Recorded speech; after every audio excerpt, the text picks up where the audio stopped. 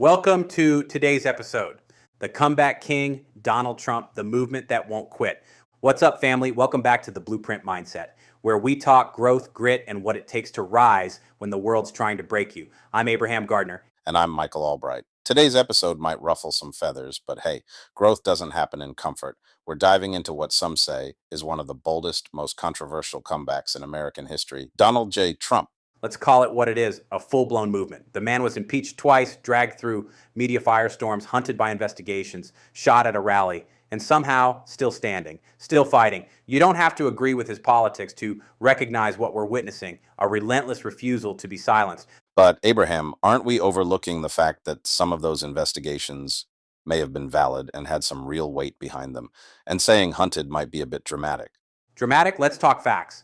Under the Biden administration, we've seen a Department of Justice that doesn't even try to hide the bias anymore, from endless indictments to targeting political opponents. You're telling me that's not weaponization? If it were the other way around, the media would be on fire. I mean, some might say Trump's actions were a bit excessive and invited legal scrutiny. And I'd say it's not about perfection, it's about persecution. You don't have to love the man to see what's happening when a sitting president's main opponent is being dragged through legal hell and then shot at a rally and still gets up yelling, fight, fight, fight. That's not just politics. That's symbolic. That's grit. That's a leader who refuses to be broken. I'll give you this, that moment in Butler, Pennsylvania, when he got shot and raised his fist, that wasn't your normal photo op. It hit differently. But couldn't one argue that kind of language, fight, fight, fight, is what ignited people in a way that resulted in the January 6th incident? I hear you, and I don't excuse chaos. But there's a difference between inciting violence and inspiring strength. When Trump yelled fight, he wasn't talking about physical aggression. He was standing for a movement that believes in resisting fear, not causing fear. There were families at that rally, kids, and instead of running, he showed them courage under fire, literally. I get it. There's something primal about that kind of stand your ground energy.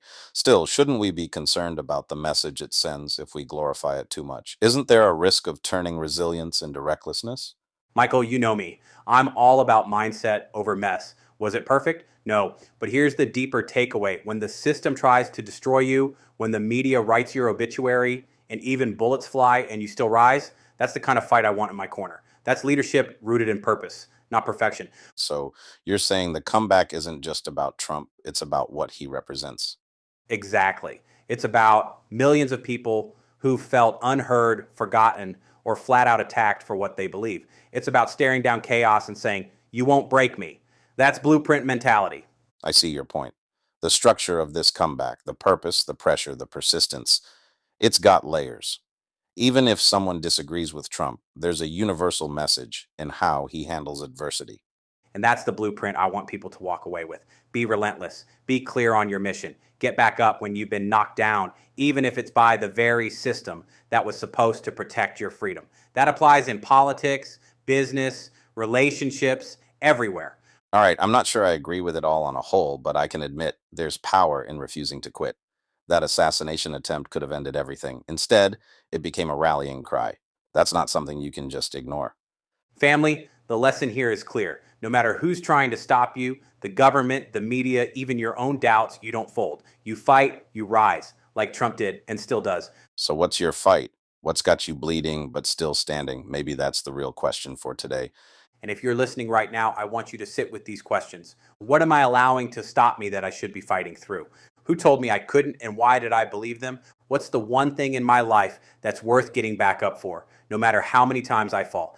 Am I moving with purpose, or am I reacting out of fear? What would my fight, fight, fight moment look like, and what's stopping me from stepping into it today?